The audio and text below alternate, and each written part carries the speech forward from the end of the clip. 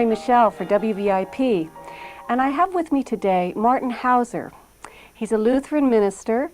He's a graduate of Harvard University and the University at Edinburgh. He is the pastor at Grace and St. Paul's Church at West 71st Street in Manhattan. So I want to welcome Martin here with us today. Hi, Mary Michele. Nice Thanks for inviting me to come and chat with you. Good. And we're going to start a little bit talking about the liturgical year and the Christian calendar. And I thought maybe we could start with the first holiday after Christmas, or what I perceive to be the first holiday after Christmas, Candlemas. Well, Candlemas isn't quite the first holiday after Christmas, but it is what's called in liturgical theology the quarantine of Christmas. It's the 40th day after the birth of Christ, and therefore the conclusion of the Christmas season. The story for the day is very beautiful. It's the story of how after Jesus' birth, Mary and Joseph took him to the temple on the 40th day, as the law of Moses requires in the Old Testament. And they presented in the temple a sacrifice of 2 turtle doves, which was the poor people's sacrifice. And the story goes that there was at that time in Jerusalem a man named Simeon who had the gift of prophecy. And God had told Simeon that he wouldn't die until he had seen the Messiah. So when Mary and Joseph were in the temple, the Holy Spirit told this man to go to the temple and he would see the promise of God. So he saw Mary and Joseph and the baby, and he took the baby into his arms and said, "Lord, now you let your servant go in peace. Your word has been fulfilled. My own eyes have seen your salvation, which you have prepared in the sight of every people." And also in the temple at that time there was a prophetess. It's interesting, I think, at that time prophecy had ceased in Israel, but St. Luke, being a Gentile, didn't know that. And he was familiar with prophetesses in the Christian congregations. So he put this elderly prophetess, Anna, in the temple, and she too was delighted to see the Messiah of Israel. It also includes the first absolutely unequivocal prophecy of the crucifixion of Jesus. When Simeon takes the baby Jesus into his arms, he says to Mary, "This child will be for the rise and fall of many in Israel, and a sword will pierce your own soul too," looking forward to Jesus' death on the cross. I think the first record we have of any celebration for Candlemas was in the diary of Egeria. She's a wonderful woman of the 4th century, one of the rare church mothers. You often hear theologians talking about the church fathers. There were 3 or 4 church mothers. And Egeria says that they had this wonderful celebration in Jerusalem on the 40th day after the celebration of Christmas. From there it spread to Syria and to the Byzantine court at Constantinople, and from there to Rome, to the court of the Pope, and from there into Germany. The Germans were the first to come up with the idea of carrying candles in procession on Candlemas and making it kind of a festival of light. And how does St. Bridget, the Irish patron, do you have any idea how she might fit into this? Well, I anticipated your question because I know your interest in things Celtic from our long association. I am a German-American Lutheran, but I did have the privilege of studying at the University of Edinburgh, and I have on my mother's side some Scottish ancestry that actually came through rather strongly. So I do happen to know something about that. The legend in Scotland is that when Mary and Joseph took the baby Jesus to the temple on the 2nd of February, it was dark. So they had to have St. Bride light the way with a candle. And there's terrible winds and storms, but somehow St. Bride's candle miraculously did not go out. So she was able to get them in safety into the temple at Jerusalem. So this idea of light and fire runs through the celebration of Candlemas. Yeah. St. Bride's Day is, of course, the 1st of February, the day before Candlemas. We don't have St. Bride's Day in our calendar. We could if we like. Right. We have permission to add it. St. Bride is a Scottish and Irish saint, not really a German and Scandinavian one. Okay, one of the principles that I wanted to talk about, in as much as we're talking about this celebration of Candlemas and the time of year that it comes about, are the 4 Celtic holidays, Halloween, Imbolg, which is this corresponds more or less, and Beltane and Lammas Day. Beltane being the 1st of May, Lammas Day the 1st of August. And I have a little bit of an idea that maybe you might help me with this idea that I have of the 4 Gospels and the fixed signs. Could you explain a little bit the nature of the 4 Gospels and the animals that they represent and perhaps the elements? I will do my best on that score. Okay. The symbols of the 4 evangelists became at quite an early date because you find them on very ancient Celtic illuminated manuscripts. The angel for St. Matthew, for St. Luke, the ox rather, for St. Mark a lion, and for St. John the eagle. And these are also the 4 Chayot HaKodesh, they're called in Hebrew, the 4 living creatures that carry the throne of God through the universe when God travels from place to place. You find this in the 1st chapter of Ezekiel, and you find it again in the Revelation to John at the very end of the Bible, that these 4 living creatures support the throne of God. And I find them to be very appropriate for the evangelists. They are elemental symbols. The symbol of Matthew is the angel, a human figure, and also the symbol of the sign Aquarius, a fixed air sign in astrology. And the Gospel of Matthew is an extremely intellectual gospel. Matthew delights in words. Matthew delights in paradox. It's very much a gospel of the intellect and of words. Luke, on the other hand, whose symbol is the ox, corresponds to Taurus, fixed earthy sign. And Luke is the earthiest of all the Gospels. Luke is extremely literal. He has no use for metaphor at all. Everything is very literal and down to earth. And he's also the writer most concerned with the poor. In Luke's Gospel especially, Christ is always involved with the problems of the poor. Even in the little story of Candlemas, he emphasizes that the parents of Jesus are poor people, and they can only afford the poor person's sacrifice. Mark, on the other hand, his symbol is the lion, a fixed fiery symbol of the sign Leo. And Mark's gospel is absolutely breathless. Jesus never stays in one place longer than a minute. He heals, he casts out demons, and then he's off again.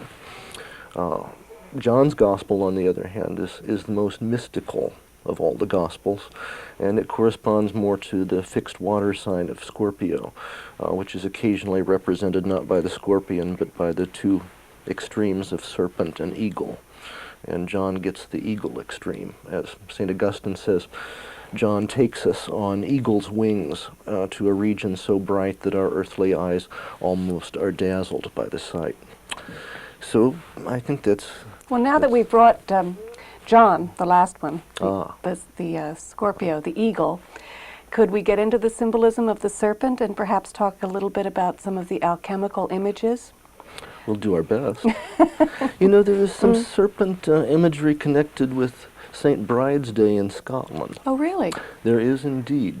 There are charms that are recited about serpents on St. Bride's Day.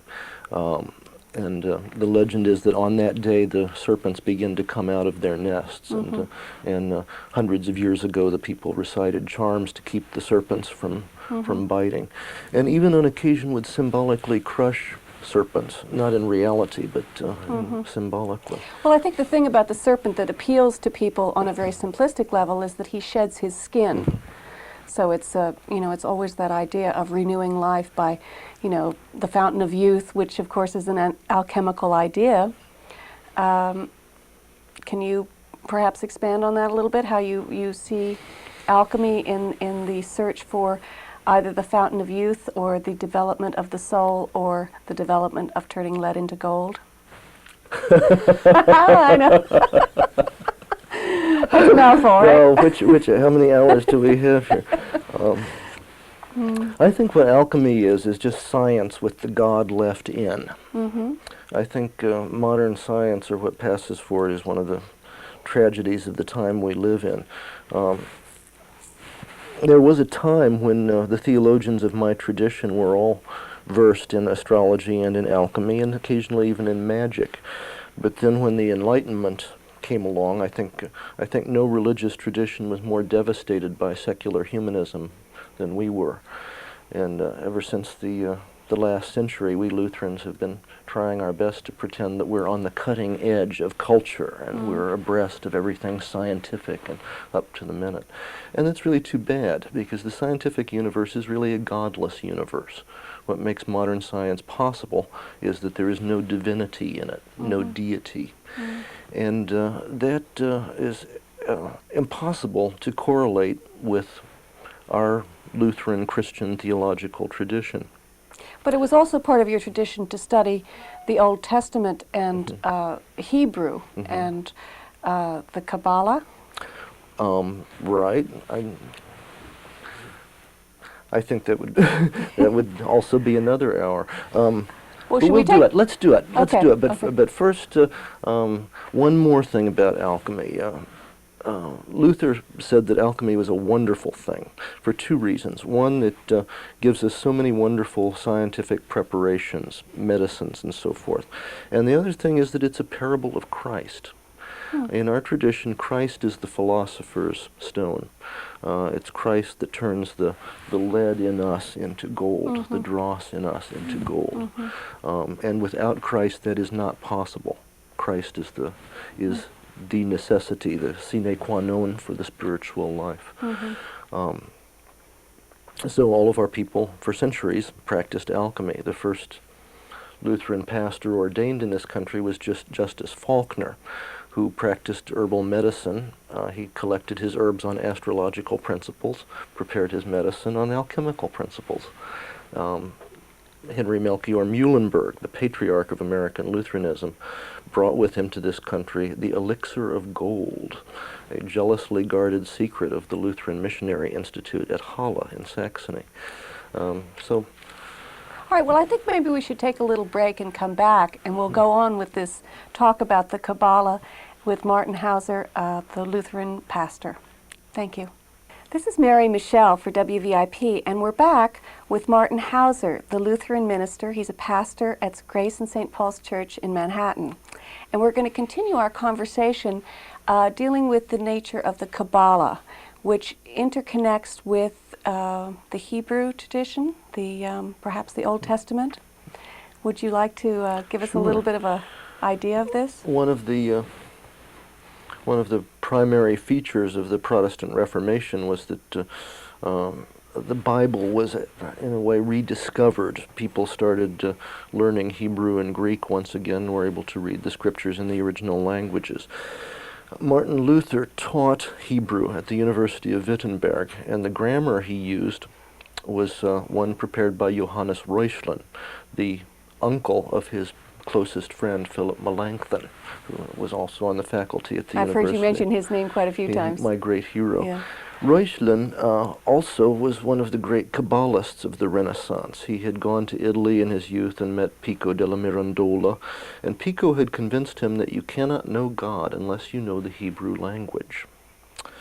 So Reuchlin brought these ideas back to Germany with him, and Kabbalistic thinking was very much a part of the Lutheran tradition for several centuries.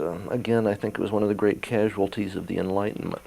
As a result, we Lutherans are to this day in trouble with our theology of creation, I think. We've been forced to borrow from the Calvinists, and that doesn't work well with the rest of our sacramental theology. Could you explain the three columns that are in the Tree of Life in the... The Tree of Life is certainly part of the Kabbalah from earliest times, from times of the book Bahir, but it really comes to the fore in Lurianic Kabbalah in the 17th century. And it's basically a diagram that keys you into reality, if you will. It is sometimes divided into three pillars: the pillar of mercy, the pillar of severity, and the middle pillar, which really is a representation of the Christian faith. It leads directly from this earthly kingdom through the religion of the Old Testament to the revelation in Jesus Christ, directly to the throne of God. So even these distinctly Kabbalistic ideas fit rather nicely with with our theological ideas, or at least we used to feel that way. Right. And now they correlate too, didn't you say one side of the tree of life correlates to one of the Gospels writers more, and then one... Not so much the Gospels, but it's interesting that you can sort of place people's spirituality on the tree of life. Right. Some spirituality leads a little more toward the pillar of severity. It tends to be a little more intellectual. And then those who veer toward the pillar of mercy are a little more earth-oriented and a little bit more feeling-oriented in their spirituality. And then the middle column? The middle column is the balance between the two. The and toughest it's what one. one strives for. Yeah, that's great. I wanted to talk a little bit too, because one of the things that I always mention when I do, whenever I work with something to do with astrology, I try to always give credence to the Hermetic philosophy and the Emerald Tablet and the words of Hermes Trismegistus. And I was wondering if you could expand on that a little bit and talk about the principle of as above, so below. A little bit, I think.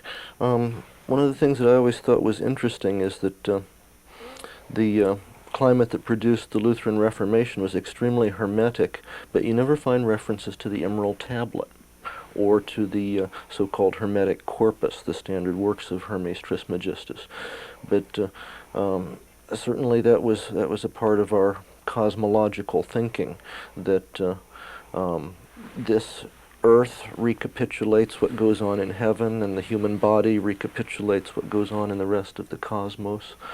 I think it's, again, a tragedy that we've lost Hermetic thinking in our tradition and replaced it with watered-down science. Right. The Lutheran Reformation really had two foci. Luther sort of summed up in his person all of these wonderful currents of medieval mysticism, Bernard of Clairvaux, Johannes Tauler, people like that, whereas his colleague Philip Melanchthon was a Hermetic philosopher and involved in all things alchemical and astrological and scientific in that Renaissance sense. There was somebody that I believe was kind of a different way of thinking than the Hermetic way of thinking. Was it Leibniz or the Royal Leibniz? Leibniz, yeah, Leibniz was certainly one of the founders of the Enlightenment. He did for a time flirt with the dissolving remnants of the Hermetic tradition, and then finally seems to have decided to go with the new science that was emerging. He and Newton, in a way, I think, are kind of pivotal figures. They're either the beginning of the beginning or the beginning of the end, depending on your point of view. But Newton had quite a work of knowledge in alchemical and astrological... Oh, yes, he did indeed.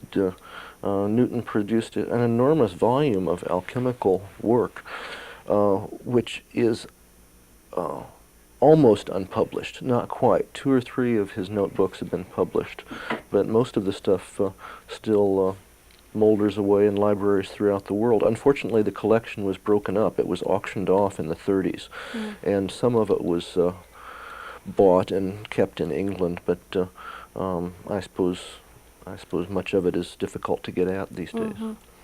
What I wanted to ask you about this idea of our forefathers and the idea that they were involved with Freemasonry, but that also they came to be what is known as deists. Ah.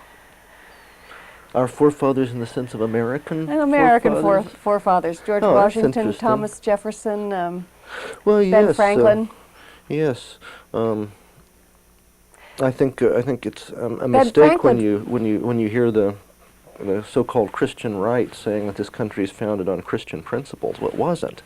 These people were deists and early Unitarians, and as you say, they were Freemasons. And Ben Franklin tried to rewrite the Lord's Prayer, as I understand it. I have heard this. Yeah, I've not seen his version. I suspect I might not be wholeheartedly in favor of it.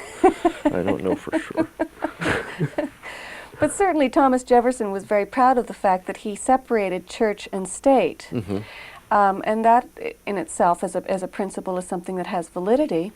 But I think that, you know, it's too bad that you lose, somehow there was a loss of a certain kind of spiritual understanding. Well, exactly. I think especially in in more recent times. When I think you and I were in school, we were allowed at least some exposure to the great religious traditions of the world. But from my children in confirmation class these days, I gather that in public school they are not exposed to any sort of spiritual heritage at all. I'm not sure that's for the good. Well, I don't understand how you can study history.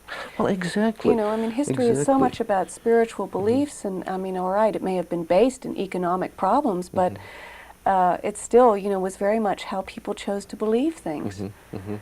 I don't know. It's a tough thing.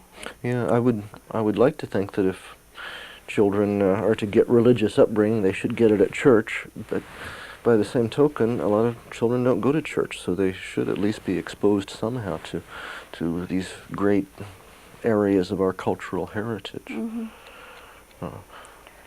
Would you have any, could you give me a little bit of insight about St. George and the dragon and the story behind that? Was it the Crusades? Not much. Not much? The English like St. George, don't they? Yeah. God for Harry, England, and St. George and all of that. My Greek Orthodox friends love St. George. Megalomartis, the great martyr, St. George is, from my Greek Orthodox friends. And they celebrate with great gusto his feast day on April 23rd, I think. The first day of Taurus. First day of Taurus. I think St. George didn't have his legend fully developed until about the 12th century or something. That is to say, he didn't start slaying the dragon until about 1,000 years after he was actually dead, I think. So what was he a saint for? He got martyred. Oh, okay. Died for the faith. Oh, okay. Which is really good enough. I mean, you don't necessarily have to slay a dragon in order to be a great saint. Although I think the slaying of the dragon is going back to a alchemical principle with the symbol of the Ouroboros, and the snake is always synonymous, or not always, but quite often synonymous with the dragon. And it's this idea of the searching within and perhaps looking at the parts of yourself that are not that attractive. But it's better to do it by searching within than trying to find someone and projecting it outwardly. Well, it's a polysemous symbol, isn't it, the serpent? You have to explain that word to me. It points toward many meanings. You do find the Ouroboros in some of the very most ancient Greek alchemical writings. And the symbol there seems to be more the ebb and flow, but endless ebb and flow of the alchemical process. If I recall one of these early diagrams, the serpent is half white and half black. It brings to mind the alternation back and forth of the alchemical process, to which there is conceivably no end. And also the symbol of the yin and the yang. The symbol of the yin and the yang. The serpent, as you well know, takes on rather more sinister connotations in Christian tradition. In some ways, St. George is a figure like St. Michael. St. Michael also slays the dragon of chaos. In the first chapters of the Bible, it says that the Spirit of God was moving over the face of the primordial deep. Well, that deep, Tehom in Hebrew, is similar to the Babylonian Tiamat, the dragon that was there before creation. And other places in the Old Testament, Israel has its own dragon, Rahab, or Leviathan, the sea monster. And these are symbols of chaos, of disorder, that God brings creation out of, draws creation forth from. Which is a beautiful image. And I think it's the image that we're going to have to end on. I want to thank you so much for being with me here today. Thanks for having me. Perhaps we can do it again sometime. I'd love to. Okay, this is Mary Michele for WVIP.